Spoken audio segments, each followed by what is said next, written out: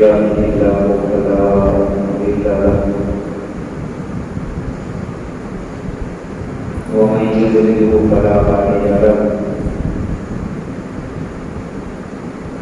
أشهد أن لا إله إلا الله وحده لا شريك له وأشهد أن محمدا عبده ورسوله قال الله تعالى في كلامه المجيد إن الدين عند الله الإسلام صدق الله العظيم وبلغ لنا رسوله النبي الكريم الرؤوف الرحيم إن الله وملائكته يصلون على النبي يا أيها الذين آمنوا صلوا عليه وسلموا تسليما اللهم صل على سيدنا وحبيبنا ونبينا وراحة قلوبنا ومحبة قلوبنا وكمال قلوبنا والكامل قلوبنا محمد واسم محمد صلى الله عليه وآله وسلم الصلاة والسلام عليك يا رسول الله وعلى آلك وأصحابك يا رحمة للعالمين. عزيزي المحترم على حبيبه التوفيق حضور سیدنا نور مجسم شفیع دوارا آپ کی خصوصی توجہات ہے رب الجلال نے ہمیں ہمارے ذی الحجہ کی ابتدائی تصدیق جو اللہ کی بارگاہ میں انتہائی قبولیت کے انتہائی شرف کے دن ان دنوں میں جمعے کا دن نصیب کیا. دعا ہے کہ اللہ رب العزت ہماری حاضری کو اپنی بارگاہ میں شکل قبولیت عطا فرمائے, ایمان اسلام کے ساتھ زندگی بسر کرنے کی توفیق عطا فرمائے. ان دنوں کا جیسا کہ گزشتہ جمعہ مبارک میں نے ایک بنیادی وظیفہ جو کائنات کے آقا صلی اللہ علیہ وسلم نے ہمیں عطا فرمایا, اللہ اکبر اللہ اکبر لا الہ الا اللہ واللہ اکبر اللہ اکبر وللہ الحمد. ان دنوں میں کثرت کے ساتھ اس وظیفے کو آپ پڑھا کریں.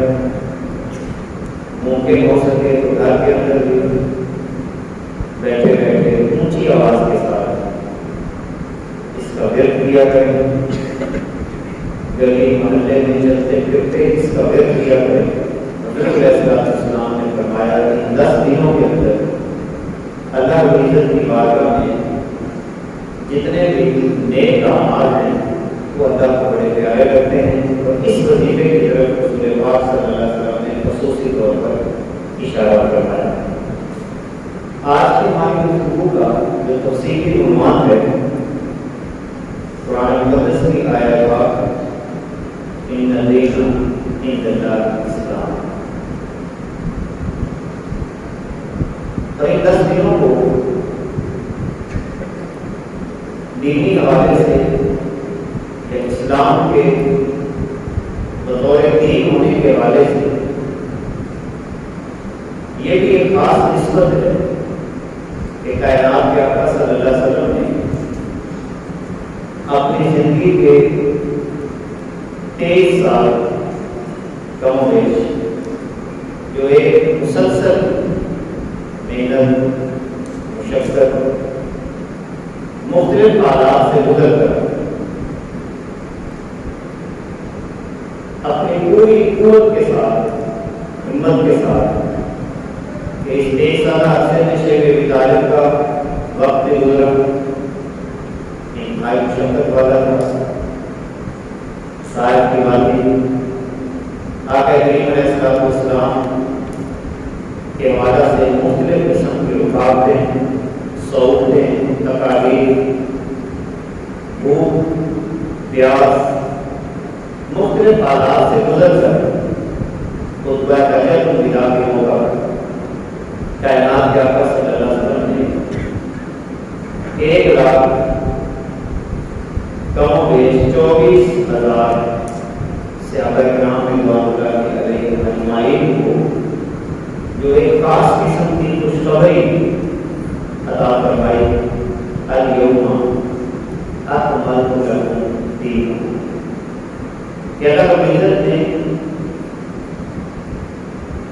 خطبہ حجت الوداع کے موقع پر یہ آیات اتاری اور یہ پیغام دے دیا، آج کے دن میں نے تمہارے لیے تمہارے دین کو مکمل کر دیا۔ دین اسلام ایک ایسا نظام ہے جو زندگی کے ہر شعبے کے اندر انسان کی رہنمائی انتہائی تفصیل کے ساتھ ہمیں عطا فرمایا ہے۔ کائنات کے آقا صلی اللہ علیہ وسلم نے اس موقع پر ایک بات خصوصی طور پر ارشاد فرمائی اور خطبہ حجت الوداع کا منظر بھی بڑا پیارا تھا۔ میدان عرفات کے اندر رسالت امام صلی اللہ علیہ وسلم جو جبل رحمت ہے اس پر آپ تشریف فرما ہیں اور 3 اطراف کے اندر صحابہ کرام موجود تھے۔ آقا کریم علیہ السلام اس موقع پر جو آپ نے ہدایات عطا فرمائی وہ یقیناً انتہائی اہمیت کی حامل تھی۔ رسول علیہ السلام کا انداز یہ تھا میدان عرفات کے اندر کہ آپ اس موقع پہ جو گفتگو عطا فرما رہے تھے ہر جملے کو 3 دفعہ آپ دہرا رہے تھے۔ کوئی بھی بات آپ ارشاد فرماتے تو آپ پہلے دائیں طرف منہ کر کے اس بات کو فرماتے کہ جو افراد دائیں طرف موجود تھے ان تک بات پہنچ جاتی، اور پھر اسی طرح رسالت امام صلی اللہ علیہ وسلم سامنے والوں کو آپ خطاب فرماتے اور پھر بائیں طرف حضور علیہ السلام وہ جملہ ارشاد فرماتے، یعنی ایک جملے کو 3 دفعہ کائنات کے آقا صلی اللہ علیہ وسلم ارشاد فرماتے ہیں۔ اس کا ایک ہم یہ سمجھ سکتے ہیں کہ چونکہ لاؤڈ اسپیکر نہیں اور پیغام کی انتہائی اہمیت کا حامل تھا تو حضور علیہ السلام نے ہر جملے کو 3 دفعہ دہرایا دائیں، سامنے اور بائیں طرف کہ یہ پیغام کسی بھی سیاقی سے منفی نہ رہے۔ اور صحابہ کرام رضوان اللہ علیہ اجمعین جب اس گفتگو کو سنتے تھے پھر وہ پیچھے والوں کو پہنچا رہے تھے۔ تو کائنات کے آقا صلی اللہ علیہ وسلم نے اس مقام پر یہ جملہ بھی ارشاد فرمایا تھا کہ کیا میں نے تمہیں پہنچا دیا؟ تو صحابہ کرام رضوان اللہ علیہ اجمعین نے بڑے پیار بڑے انداز میں کہا کہ یا رسول اللہ صلی اللہ علیہ وسلم آپ نے ہم تک اللہ کے پیغام کو پہنچا دیا۔ جب صحابہ کرام نے یہ بات آگے سے عرض کی اس مقام پر حضور علیہ السلام نے بھی ارشاد فرمایا یہ انتہائی اہمیت کا جملہ ہے کوئی امت مسلمان کے لیے کہ جب سب صحابہ نے یہ بات آج کر کے کہ اللہ کے نبی صلی اللہ علیہ وسلم آپ نے ہمیں سارا کچھ پہنچا دیا ہے، اب حضور نے فرمایا اس مقام پر میرے قدموں سے بوجھ اتر گئے۔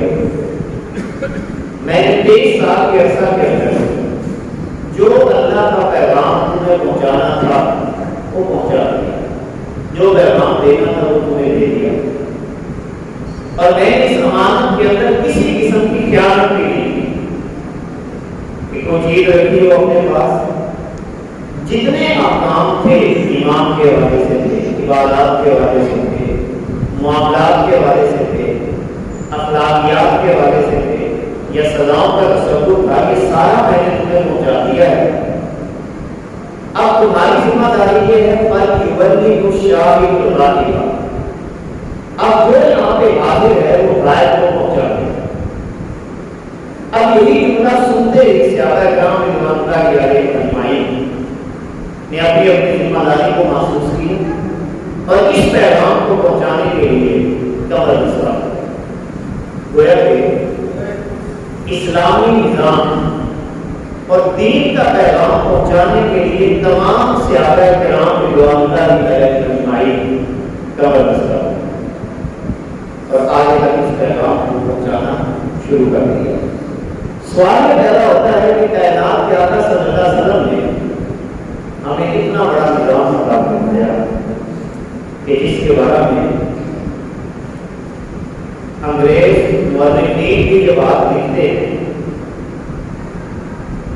کہ جب ہم مسلمانوں کے بنیادی اصول یعنی قرآن مقدس کو دیکھتے ہیں اس سے بڑا کوئی حسین نظام نظر نہیں آتا۔ اتنا حسین نظام اللہ نے ہمیں عطا کیا ہے جس کا کوئی جواب ہی نہیں۔ خوبصورت نظام، امن کا نظام، محبت کا نظام، باقی ہمدردی، اخوت، بھائی چارے کا نظام، یہ سارے نظام اللہ کی عزت نے ہمیں عطا فرمایا ہے۔ مگر وہ یہ دیکھتا ہے کہ جب میں ان کے قرآن کو پڑھتا ہوں اس سے حسین نظام مجھے کائنات میں نظر نہیں آتا، لیکن جب تین کلمہ کو مسلمانوں کے کردار کو دیکھتا ہوں تو ان سے زیادہ مجھے ذلیل کوئی قوم بھی نظر نہیں۔ اتنا بڑا انعام ان کے پاس قرآن مقدس کی شکل میں موجود ہے مگر پھر بھی ذلیل ہو رہے۔ ذلت کا راستہ انہوں نے اختیار کیا ہوا ہے، دھوکے باز یہ ہیں، جھوٹ یہ بولتے ہیں، فرار یہ کرتے ہیں۔ ان کے نبی نے 23 سال کے عرصہ میں ان کو اتنا حسین نظام عطا کر دیا مگر پھر بھی یہ ذلت ان کا مقدر ہے۔ کیوں؟ اس کی وجہ یہ ہے کہ ہم نے حضور علیہ السلام کی تعلیمات کو پس پشت رکھا، قرآن مقدس کو اہمیت ہے۔ اللہ کے نظام کو سمجھنے کے لیے ہم نے اپنی کوشش نہ کی، ہمت نہ کی، اپنی مرضی سے چلتے رہے۔ اس کا نقصان یہ ہوا کہ آج ہم باقاعدہ طور پر غیروں کے غلام بن چکے ہیں۔ ذرا غور کیجیے، غلامی کا یہ تصور اگر ہم دیکھنا چاہیں، دیکھیں سادہ سی بات ہے، اسلام نے غلامی کے نظام کے خاتمے کے لیے کتنی محنت کی، کتنی محنت کی۔ چند باتیں آپ کے سامنے اپنی عرض کروں گا، کتنی محنت کی ہے۔ روزے کا کفارہ ہو تو کہا غلام آزاد کرو، قسم کا کفارہ ہو تو کہا غلام آزاد کرو۔ غلاموں کی آزادی کے لیے طرح طرح کی روایات یہاں پہ موجود ہیں۔ اسلام نے ہمیں اتنا خوبصورت دین عطا کیا کہ جس کے اندر کوئی شخص کسی کا غلام نہ رہے، یہ بنیادی طور پر معیار عطا کیا۔ اگر غور کیجیے، آپ تھوڑا سا تجزیہ کیجیے کہ کیا ہم واقعاً غلامی سے چھٹکارا حاصل کر چکے ہیں؟ آپ تھوڑا سا تجزیہ کیجیے، فرض کریں صبح صبح مسجد سے اذان کی آواز آتی ہے، اللہ اکبر اللہ اکبر، بلاوا آتا ہے 5 وقت۔ یعنی اصول تو یہ تھا کہ جتنے بھی ہم کلمہ گو ہیں اور جتنے بھی لوگوں نے لا الہ الا اللہ محمد رسول اللہ پڑھا اور ہم ایک خدا کو ماننے والے ہیں، ہم صبح صبح اللہ کی اس آواز پر جو مؤذن کے ذریعے اللہ کی عزت ہمیں عطا فرماتا ہے، ہم سارے کے سارے لبیک کہہ کر حاضر ہو جاتے ہیں، صاف ستھرے کپڑے پہنتے، باقاعدہ تیاری کرتے اور اچھے انداز کے ساتھ اللہ کی بارگاہ میں حاضر ہوتے ہیں۔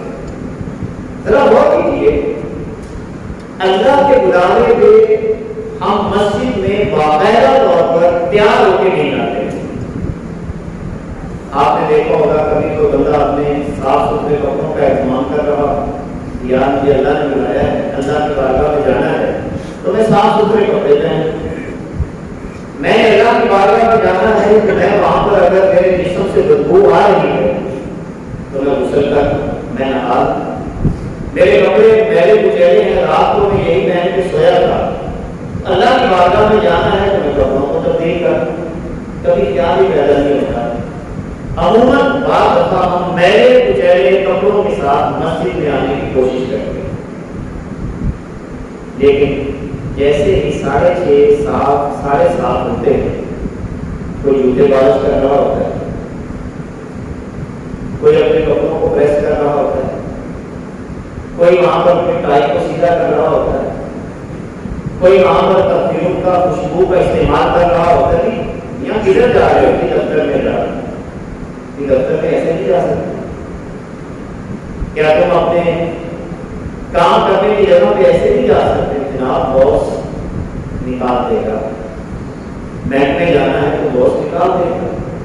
میں جناب دفتر میں جانا ہے تو ان کی ایک خاص قسم کی یونیفارم ہے، وہ کہتے ہیں نہا کے آئے، وہ کہتے ہیں صاف ستھرے کپڑے پہن کے آئے، وہ کہتے ہیں آپ ٹائی لگا کے آئے. اسی طرح ہم بچوں کو اسکول بھیجتے ہیں، جناب وہاں پر بہترین یونیفارم پہنا کر اپنے بچوں کو بھیج رہے ہوتے ہیں. ذرا جائزہ لیں تو کیا یہ غلامی کی بدترین مثال نہیں؟ ہم پیسے کے غلام ہیں. ہم نے روحانیت کو تلاش کرنے کے لیے کون سا ایسا انداز اختیار کیا کہ جس سے اللہ کی عزت خوش ہو؟ یقیناً جواب یہی ہوگا کہ ہم نے وہ دین جو کائنات کے آقا صلی اللہ علیہ وسلم نے 23 سال کی محنت کے ساتھ خود مشقتیں برداشت کر کے، تکلیفیں برداشت کر کے ہم تک پہنچایا، ہم نے قدر نہیں کی. جب قدر نہیں کی تو یقیناً ہمارے لیے ذلت اور رسوائی بھی مقدر کر چکی. ایک سوال ہے کہ وہ دین جس کے بارے میں ہمارا دعویٰ ہے کہ اس دین سے بڑا کوئی نظام نہیں، صاف ستھرا دین، امانت کا دین، یہ بردباری والا دین ہے، یہ مظلوموں کی داد رسی والا دین ہے، یہ ہمارا دعویٰ ہے. اور ہم خوابوں کے طور کہتے ہیں کہ ہمارا دین اسلام سب سے اعلیٰ دین ہے. کوئی ایک گھر نمونہ دکھا دو، کوئی ایک گلی کے طور نمونہ ہم دکھا دیں. ہم دعوی کرتے ہیں کوئی ایک گھر، کوئی ایک گلی، کوئی ایک محلہ یا کوئی ایک گاؤں کی سطح پر ایک ایسا نمونہ دکھائیں کہ ہم سینے پہ ہاتھ رکھ کے کہیں کہ آؤ دیکھو، اگر جس نے نظام قرآن اور نظام مصطفیٰ دیکھنا ہو تو ہمارے گھر میں آ کے دیکھ. ہم یہ دعویٰ کر سکیں کہ ہمارے محلے میں آ کے دیکھ لو. ہم یہ دعویٰ کر سکیں کہ میری زندگی کو آ کے دیکھ لو کہ میں نظام قرآن اور نظام مصطفیٰ کے مطابق زندگی بسر کر رہا ہوں. ہم ایک نمونہ بھی دکھانے کے قابل نہیں. ذرا جائزہ دیکھیے، خطبہ حجۃ الوداع کے موقع پر کائنات کے آقا صلی اللہ علیہ وسلم نے جو جامع اصول ہمیں عطا فرمائے، ان میں سب سے بنیادی بات کائنات کے آقا صلی اللہ علیہ وسلم یہ ارشاد فرماتے ہیں کہ آج کے بعد جہالت کی جتنی رسمیں وہ میرے قدموں تلے ڈھونڈ دی گئی. ایک جملے پہ ذرا غور کیجیے، حضور کیا فرما رہے ہیں کہ جہالت کی جتنی رسمیں وہ میرے قدموں تلے ڈھونڈ دی گئی. عرض کا جواب تلاش کیجیے، ہر جملے پہ غور کیا کیجیے کہ اللہ کے نبی صلی اللہ علیہ وسلم نے میرے اور آپ کے لیے کیا نظام عطا فرمایا ہے. حضور کیا فرما رہے ہیں؟ جہالت کی جتنی رسمیں ہیں میرے قدموں کے نیچے رونق دی گئی. کیا جہالت ختم ہو گئی؟ کیا جہالت ختم ہو گئی کہ ہم نے ختم کر دی؟ جواب ہوگا کہ ابھی بھی ہم جہالت کی زندگی، بدلے درجے کی جہالت کی زندگی بسر کر رہے ہیں. اب جہالت میں کیا ہے؟ سب سے بڑی جہالت تو یہ ہے کہ ہمیں خدا کے بارے میں پتہ نہیں۔ اگر آپ سے اور مجھ سے کوئی سوال کرے کہ جس خدا کو تم مانتے ہو، جس خدا کو تم مانتے ہو اس کا تعارف تو بتاؤ۔ کیا آپ اپنے معبود، جس کو معبود مانتے ہیں، اپنا خالق، اپنا مالک جو روٹی دیتا ہے، جو زندگی اور موت کا مالک ہے، جس نے پیدا کیا، جس کے ہاتھ میں موت اور حیات ہے، جو ہماری سانسوں کا مالک ہے، جو ہمیں غیر کے خزانوں سے رزق عطا فرماتا ہے، کیا ہم اس سے واقف ہیں؟ اپنے ذہن کے اندر جواب تلاش کیجیے۔ اگر تو واقف ہیں اپنے اللہ سے، اگر واقف ہیں اللہ سے تو خدا کا شکر ادا کریں، اگر اللہ سے واقف نہیں ہیں تو پھر ہمیں اپنی قسمت پہ ماتم نہیں کر سکتے ہیں اور کچھ بھی نہیں کر سکتے۔ اب سوال یہ پیدا ہوتا ہے کہ اپنی پہچان کیسے حاصل ہے، خدا کی پہچان کیسے حاصل ہے؟ اس کا سادہ سا اصول صوفیاء نے بتا دیا ہے، من عرف نفسہ فقد عرف ربہ۔ جس نے اپنے آپ کو پہچان لیا اس نے اپنے اللہ کو پہچان، اپنے آپ کو پہچان۔ اپنی پہچان کا مطلب کیا ہے کہ میں کیا؟ کبھی اس بات میں بھی ایسے ہی تنہائی میں بیٹھ کے غور کیا کہ بس لگے ہوئے دھندوں کے اندر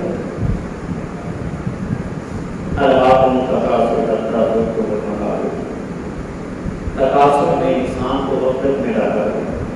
صبح اٹھتے ہیں، اپنے بارے میں سوال کوئی نہیں کرتا کہ یار اللہ کے کرم سے اٹھ گیا ہوں، اگر وہ نہ چاہتا تو میں بھی اس بستر سے اٹھ نہیں سکتا، چاہتا تو رات کے نماز میں سوچ سے مطلب وقت کو طاری کر دیتا تو میرے اندر کیا ہمت تھی کہ بستر سے اٹھ کے اپنے گھر والوں سے میں بات کر سکتا، اپنے بچوں کو میں حکم دے رہا ہوتا، اپنی زمینوں میں جا کے حال چلاتا۔ زمین تو اسی کی ہے، اسی کا سب کچھ ہے۔ کتنے ہمیں سے بندے ہیں جو رات کو اٹھ کر اللہ کی بارگاہ میں سب سے پہلے عزت و انکساری کا اظہار کرتے ہیں، تقاصر کے غفلت میں ڈالا۔ قرآن نے لفظ تقاصر کا استعمال کیا جس کا مطلب بھی یہی ہے میں آگے بڑھتا ہوں، مال کے حوالے سے، دولت کے حوالے سے، شہرت کے حوالے سے۔ اللہ فرماتا ہے اس چیز نے تمہیں غفلت میں ڈالا، پھر پتہ بھی نہ چلا کہ قبروں میں چلے۔ تقاصر نے غفلت میں ڈالا، خدا بھی یاد نہ رہا، اپنی ذات کو بھی بھول، اپنی ذات کو بھی بھول گئے، نہ خدا یاد رہا۔ اچانک کیا ہوتا ہے؟ موت آ جاتی ہے، پھر ساری شہرت کی ختم، سارے مقامات کی ختم، ساری حیثیتیں ختم۔ کون روک سکتا ہے موت کے لمحات کو؟ تو گویا کہ سب سے پہلی بات تو جہالت کی یہ ہے کہ ہمیں خدا کے بارے میں پتہ ہے۔ اگلی جہالت یہ ہے کہ ہمیں مصطفیٰ کے بارے میں پتہ ہے، حضور کے بارے میں ہمیں کوئی علم نہیں۔ حضور فرماتے ہیں جہالت میرے قدموں تلے رونق دی گئی، جہالت کی رسمیں رونق دی گئی۔ کائنات کے آقا صلی اللہ علیہ وآلہ وسلم آپ نے اس مقام پر جو جہالت کے پہلو بیان کیے ہیں، اب رقم پہ بھی غور کیجیے۔ کائنات کے آقا صلی اللہ علیہ وسلم فرماتے ہیں کہ میری امت میں جو جہالت کی علامات میں سے ایک علامت یہ ہے کہ یہ دوسروں کے نسب کے اوپر تان کریں گے، دوسروں کے نسب کے اوپر تان کریں۔ اب یہ ہمارے اندر یہ روحانی کثرت کے ساتھ جانتا ہوں میں اس کو، میں جو اس کو شروع سے ہی جانتا ہوں۔ اچھا میں اس کے شروع کے معاملات کو جانتا ہوں۔ اچھا جو شروع کے معاملات کو تو جانتا ہے اس کے حالات بدل نہیں سکتے۔ مزید پتا کسی کو یہ کہہ رہا ہے میں جانتا ہوں اس کو، یہ 10 سال پہلے تو میں اس کو جانتا ہوں، 10 سال پہلے ممکن ہے کہ وہ اپنی زندگی اللہ کی نافرمانی میں گزار رہا ہو سکتا ہے کہ اب اللہ اس کے دل کو بدل دے۔ میں کہتا ہوں میں 10 سال پہلے سے جانتا ہوں۔ اس کے علاوہ نسب سے نہ دینا کہ فلاں قوم کا ہے، فلاں کا بیٹا ہے، کہ فلاں نسل سے تعلق رکھتا ہے، اور پھر گھٹیا حکارت نظر سے کسی کو دیکھنا، حضور علیہ السلام نے فرمایا میری امت میں جہالت کی علامات میں سے ایک علامت یہ ہے۔ اور پھر حضور علیہ السلام نے یہ بھی فرمایا کہ میری امت میں جہالت کی علامات میں سے ایک علامت یہ بھی ہے اپنے حسب پر فخر کرنا۔ یہ بات ہمارے یہاں کثرت کے ساتھ کوئی کبھی چھپی نہیں ہے۔ اللہ کے نبی صلی اللہ علیہ وسلم حسب پر فخر کرنے سے منع فرماتے ہیں اور فرمایا کہ جہالت ہے کہ جو بندہ اپنے حسب پہ فخر کرتا ہے، کسی شخص کو اپنے حسب پر فخر کرنے کی اجازت نہیں۔ اگر آپ کرتے ہیں یا میں کرتا ہوں، اس کا مطلب یہ ہے کہ مجھ سے بڑا کوئی جاہل نہیں۔ ہم اس کو چاہے پڑھا لکھا سمجھتے ہیں، وہ ڈگری ہو گئے ہو، اس نے ایم اے کیا ہو، ایم اے کیا ہو، پی ایچ ڈی کیا ہو، محدث ہو، محلے کو جو مرضی ہو، لیکن اگر مجھے کہتا ہے میری قوم سب سے اونچی ہے، میری شان سب سے اونچی ہے، یہ باقی سارے تو بس ایسے ہی ہیں، تو سمجھ لیں یہ بندہ کہ اس سے بڑا اس کائنات کے اندر کوئی جاہل نہیں۔ کتنی عجیب بات ہے ہمارے ہم اپنی شوریت قسمت پہ کیوں نہ ماتم کریں۔ ہمارے ہاں جو بندہ جتنا اپنے حسب پہ فخر کرتا ہے ہم اسی کو اپنا پیشوا مانتے ہیں، اسی کو اپنا لیڈر مانتے ہیں۔ جناب واقعہ یہ تو فلاں قوم سے تعلق رکھتا ہے، لہٰذا یہ تو بڑی شے رکھتا ہے۔ ایک جملہ انسان کو ہلا کر رکھ دیتا ہے، اور وہ حضور علیہ السلام کا جملہ عربوں میں کھڑے ہیں اور عربی لوگ سامنے بیٹھے ہیں، اور حضور کیا فرما رہے ہیں؟ کسی عربی کو عربی پر فضیلت حاصل ہے۔ ایک جملے کو دل کی گہرائی میں سے سمجھے۔ اس کی مثال میں یوں آپ کو سمجھاؤں گا، کسی بھی قوم کی مثال دے کر سمجھانے کے لیے۔ دیکھیں حضور نے بھی تو کہا ہے کہ مثال دینے میں کوئی غلط نہیں۔ فرض کریں کوئی سگلا فیملی سے تعلق رکھتا ہے، کوئی کاشیا فیملی سے، کوئی کپو فیملی سے، کوئی فلانی بھی ہمارے یہاں اس وقت فیملی ہے۔ آپ کی کسی بھی فیملی کا بڑا، فرض کریں سگلا فیملی ہے، کاشیا فیملی ہے، کپو فیملی ہے، کچی فیملی ہے، خان ہے، کوئی بھی ہے، وہ اپنے تمام افراد کو اکٹھا کرے۔ مثلا سگلا اپنے تمام افراد کو اکٹھا کرے، کاشیا وہ اپنے تمام افراد کو اکٹھا کرے، کپو ہے وہ اپنے تمام افراد کو اکٹھا کرے، اور یہ بتائے ان کو جناب دیکھو کسی کاشیے کو دوسرے پہ فضیلت نہیں۔ حضور علیہ السلام کسی سگلے کو دوسرے پہ فوقیت نہیں، کسی ڈبو کو دوسرے پہ فوقیت نہیں، کسی کچی کو دوسرے پہ فوقیت نہیں ہے۔ اندازہ لگائیں وہ عرب جو اپنے برابر کسی کو نہیں سمجھتے تھے، اور وہ یہ سمجھتے تھے کہ ہم اعلیٰ ہیں، ہم برتر ہیں۔ حضور علیہ السلام خود بھی عربی ہیں، عربی ہی سامنے بیٹھے ہیں۔ خطبہ حجۃ الوداع کے موقع پہ اللہ کے نبی صلی اللہ علیہ وسلم نے واضح لفظوں میں ارشاد فرما دیا، خبردار کسی عربی کو عربی پہ فضیلت نہیں۔ اندازہ لگائیں ذرا ان حالات کے اندر کائنات کے آقا صلی اللہ علیہ وسلم کا یہ جملہ ارشاد فرمانا میرے اور آپ کے لیے کتنا بڑا ایک رہنما اصول ہے۔ وہ بھائی اللہ کے بندوں اپنے بچوں کو یہ تعلیم نہ دو کہ ہماری قوم اعلیٰ ہے، ہاں بچوں کو تعلیم دینی ہے تو یہ دو کہ ہم ایک خدا کو ماننے والے ہیں، ہمارا نبی ہے، ہمارے مصطفیٰ ہے، سب سے اولا ہمارا نبی، سب سے بالا ہمارا نبی، ہمارے نبی آتے ہیں، ہم اعلیٰ نہیں ہیں۔ اور اعلیٰ وہی بنے گا جس کے دل میں خدا کا خوف موجود ہوگا، اعلیٰ وہی بنے گا جس کے دل میں مصطفیٰ صلی اللہ علیہ وسلم کی محبت ہوگی، اعلیٰ وہی ہوگا جو دین اسلام کے سامنے اپنے سر کو جھکاتا ہوگا۔ کائنات کے آقا صلی اللہ علیہ وسلم نے خطبہ حجۃ الوداع کے موقع پر بہت ساری باتیں فرمائی۔ ایک تو فرمایا کہ جہالت کا خاتمہ ہو گیا، پھر کائنات کے آقا صلی اللہ علیہ وسلم نے فرمایا کہ میری امت میں جہالت کی علامتوں میں سے ایک علامت یہ ہے کہ یہ ان کی خواتین نوحہ کریں۔ نوحہ سے کیا مراد؟ ہمارے گھر جو فوت ہوتا ہے ہماری خواتین چہرے پہ مارتی ہیں، سینے پہ مارتی ہیں، یا بعض خدا نخواستہ وہ کپڑے پھاڑنا شروع کر دیتی ہیں، سروں سے دوپٹے اتار دیتی ہیں. یعنی اندازہ لگائیں کہ گھر میں میت پڑی ہوتی ہے اور یہ عورت سر سے دوپٹہ اتار کے اپنا فن کا مظاہرہ کر رہی ہوتی ہے. اور عموماً تو یہ نوبہ بطور فن بھی استعمال کیا جاتا ہے. یہ خواتین روتی نہیں ہے, یہ خاص انداز میں بیان کرتی ہیں. صرف یہ سو کا ایک طریقہ ہندوؤں کے ہاں سے یہ باقاعدہ طور پر مقبول ہوا اور انہوں نے بھی سر پہ کپڑا ڈال کے وہ خاص ایک انداز کے ساتھ لے کے ساتھ وہ باتیں بیان کرنا شروع کر دیتی ہیں.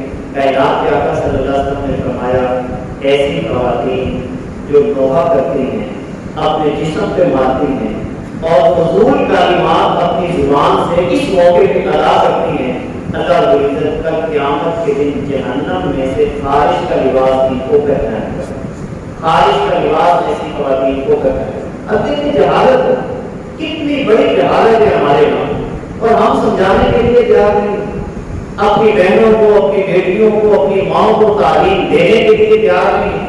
تو پھر جہالت تو ختم نہ ہوئی, کیونکہ جہالت کائنات کے آخر میں یہ فرماتے ہیں کہ میں نے جہالت کو ختم کر دیا ہے. جس طرح میں نے جہالت کو ختم کیا ہے, تمہاری اب ذمہ داری ہے کہ تم بھی وہاں پر جہالت کو ختم کرو. دین اسلام کا جامع عنوان کائنات کے آقا صلی اللہ علیہ وسلم نے اس موقع پہ یہ بھی فرمایا کہ آج کے بعد سودی نظام کا, مگر ہم نے اسلام کے معاشی نظام کو چھوڑا. اللہ رب العزت نے ہمیں سودی نظام کی دعوت دی, ایسا لپیٹا ہے کہ کوئی بندہ بھی اس سے نہیں بچ پا, اور اس کو بڑے فخر کے ساتھ آگے چلانے کی کوشش کر. نہیں جناب, سود کے بغیر تو گزارا نہیں ہو سکتا. یہ اللہ نے کتنا خوبصورت نظام مشر ہمیں دیا ہے, نظام مشر, اس کو آپ نافذ کیجیے. کتنی مصیبتوں سے جان چھوٹ جائے. نظام مشر جو اللہ نے ہمیں عطا کیا ہے اس کو آپ اپنا لیجیے. اللہ نے زمینیں آپ کو دی ہیں, جس کو اللہ نے زمینوں سے نوازا ہے, میں تو اسی کی. تو بھئی اپنی آمدنی کا فصل کا 20واں حصہ کیوں نہیں نکالتے؟ سود کی طرف جائیں گے, جو مصیبتیں آ رہی ہیں وہ جھیلتے چلے جائیں گے, مگر اللہ کے نظام کو قبول نہیں کرتے, عشر ادا نہیں کرتے, زکات ادا نہیں کرتی. 2.5% اپنی آمدنی کا جو صاحب حساب ہے وہ ادا نہیں کرنا, مصیبتیں اپنے اوپر لے کے دیتی ہیں. لہٰذا اللہ کے نظام کو اپنانے کی ضرورت ہے. سودی نظام کا خاتمہ اسی انداز میں ہو سکتا ہے کہ جب ہم نظام عشر اور نظام زکات کو مؤثر بنائیں گے. پھر حضور علیہ السلام نے اس موقع پہ یہ بھی فرمایا کہ امانت میں خیانت نہ کی جائے. امانت میں خیانت نہ کی جائے. جو آپ کے پاس کوئی امانت رکھے اس میں خیانت نہ کرو. بلکہ اللہ کے نبی نے یہاں تک ارشاد فرمایا کہ بات بھی تمہارے پاس امانت ہوتی ہے. ہمیں کسی بھی بات کا پتہ چلتا ہے, ہم اگلے کے کان میں بتاتے ہیں, اگلے کے کان میں بتاتا ہے, اگلے کے کان میں بتاتا ہے. اس طرح پورا معاشرہ اس کی لپیٹ میں آ جاتا ہے. پھر کائنات کے آقا صلی اللہ علیہ وسلم نے اسی خطبہ حجۃ الوداع کے موقع پر یہ بھی ارشاد فرمایا کہ یاد رکھو, جس طرح اللہ کے گھر کی حرمت ہے, جس طرح یوم عرفہ یعنی یوم عرفات کی حرمت ہے, جس طرح اس دن کی حرمت ہے, جس طرح اس مقام کی حرمت ہے, یاد رکھنا انسان کی حرمت بھی اسی طرح ہے. یہاں پر ذرا رک کر سوچیے, جو اللہ کے نبی نے 3-4 باتیں یہاں پہ فرمائی انسان کے حوالے سے. مثلا اللہ کے نبی نے فرمایا کہ غیبت حرام ہے, غیبت حرام ہے, اور اس کو بلکہ یہاں تک فرمایا کہ یہ ایسے ہی ہے جیسے مردہ بھائی کا گوشت کھانا. تو کیا ہم نے غیبت چھوڑ, یہاں 4-5 رات بیٹھے ہوئے غیبت کی کام بھی کرتے ہوئے ہم اپنی زبان کو کیوں نہیں ڈال رہے ہیں؟ کہا کہ غیبت کر رہے ہوتے ہیں, کہا کہ چگلی کر رہے ہوتے ہیں, مسجد میں بیٹھ کے غیبت ہو رہی ہوتی, مسجد میں بیٹھ کے چگلی ہو رہی ہوتی, باقی مقامات کہاں پر محفوظ ہیں؟ ہماری مسجد غیبت اور چگلی سے محفوظ نہیں. تو لہٰذا حضور علیہ السلام نے جو فرمایا کہ غیبت حرام ہے. اسی طرح اللہ کے نبی صلی اللہ علیہ وسلم نے فرمایا دوسرے کی عزت, اس کو اچھالنا, بدنام کرنا, یہ بھی حرام ہے. جس طرح بیت اللہ کی حرمت ہے, ہم جتنے یہاں پہ مسلمان بیٹھے ہیں اللہ کے نبی صلی اللہ علیہ وسلم نے کتنی پیاری مثال کے ساتھ یہ بات ہمیں سمجھائی. اللہ کے گھر کو کوئی گالی نہیں دیتا, اللہ کے گھر کو کوئی جوتے نہیں مارتا, اللہ کے گھر کو کوئی پوری نگاہ سے نہیں دیکھتا. ہم کتنے عجیب سے ہو گئے ہیں. کبھی بیٹھ کے سوچا نہیں, کبھی بیٹھ کے نہیں سوچا کہ بیت اللہ سے بھی زیادہ عزت اور احترام تو انسان کی, بیت اللہ کی عزت سے زیادہ انسان کی عزت ہے. اس کے لیے ہم کشمکشا کہتے ہیں کہ ہم حج کریں, مزے کریں, بیت اللہ کے طواف کریں, بیت اللہ کو جوتا مارنا پسند نہیں کرتے مگر غیبت کرتے ہیں, عزتیں اچھال رہے ہوتے ہیں. چہرے پہ تھپڑ مارنا حضور علیہ السلام نے فرمایا حرام ہے, کسی کے چہرے پہ تھپڑ مارنا یہ حرام ہے. اور ہم اپنے مقام پہ بیٹھے ہوئے کسی بھی ملازم پہ غصہ آتا ہے ہم آرام سے تھپڑ مارتے, بڑے آرام سے مارتے ہیں, یہ اپنا حق سمجھتے ہیں کہ میں نے اس کو مارا ہے کہ میرا حق ہے, یہ میرا ملازم ہے. خطبہ حجت الوداع کے موقع پہ اللہ کے نبی نے یہ بھی فرمایا تھا کہ ملازموں کے بارے میں خدا سے خوف کریں. خصوصی طور پر رسول پاک صلی اللہ علیہ وسلم نے ملازموں کے بارے میں, نوکروں کے بارے میں, خادموں کے بارے میں اللہ کے نبی نے فرمایا کہ اللہ سے ڈر جانا. جو تم کھاؤ ان کو بھی کھلاؤ, جو تم پہنو ان کو بھی پہناؤ, اور اپنے برابر میں بٹھاؤ. یہ نہیں ہے کہ وہ اور مقام پہ بیٹھے مراد اور مقام, ٹھیک ہے پیشے کا فرق, اللہ نے آپ کو 100 دیا اس کو 10 دیے, یہ اللہ کی عطا ہے, مگر اس بنیاد پر ہم اوپر اور نیچے کا تصور کر لیں یہ شریعت اسلامیہ ہمیں اجازت نہیں دیتی. اگر ایک ایم میں جاگیردار کسی صوفے پہ بیٹھا ہے تو اتنا ہی حق اس بندے کو بھی ہے ریڑھی کے اوپر اپنے مزدوری کر رہا ہوتا ہے, اس بندے کو بھی اتنا حق ہے جو کسی وہاں پر بیچ ڈال کے مزدوری کر رہا ہوتا ہے یا کسی بھی انداز کے ساتھ, اتنا ہی حق اس کو حاصل ہے جتنا حق اس کو حاصل ہے. شریعت اسلامیہ اس سلسلہ میں کسی قسم کی تقسیم نہیں کرتی.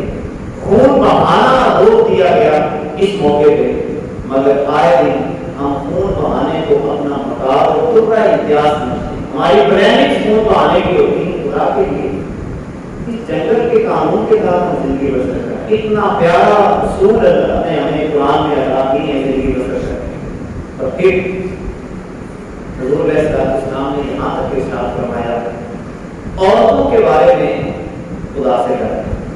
عورتوں کے بارے میں جتنے بھی شادی شدہ افراد بیٹھے, ہمارے گھروں کے نظام پر بات اسی لیے ہوتے ہیں. شوہر اپنی خواتین کے حوالے سے اور خواتین اپنے شوہروں کے حوالے سے شریعت اسلامیہ کی روشنی میں اپنا نظام زندگی چلانے کی کوشش نہیں کرتے. دیکھیں حضور نے فرمایا کہ ایک کلمے کے ذریعے وہ تمہارے مقام کا رکھیں. ایک کلمے کے ذریعے کسی کی بیٹی ہے کہاں پر رہی ہے وہ آپ کے پاس آ گئی, فرمایا کہ خواتین کے بارے میں اللہ سے ڈرنا. اور 3 دفعہ اللہ کے نبی صلی اللہ علیہ وسلم نے یہ بات پیش کی کہ خواتین کے بارے میں اللہ سے ڈرنا, ان خواتین کے بارے میں اللہ سے ڈرنا, ان خواتین کے بارے میں اللہ سے ڈرنا. ہم اپنی خواتین کی تعلیم و تربیت کا کتنا اہتمام کرتے ہیں, یا ان پر کتنے ظلم ہم ہر حضرات اٹھاتے ہیں, تو ظالم شخص کے گھر کے اندر کبھی امن و سکون نہیں آ سکتا. کائنات کے آقا صلی اللہ علیہ وسلم نے خطبہ حجت الوداع کے موقع پر یہ وہ رہنما اصول ہمیں عطا فرمائے.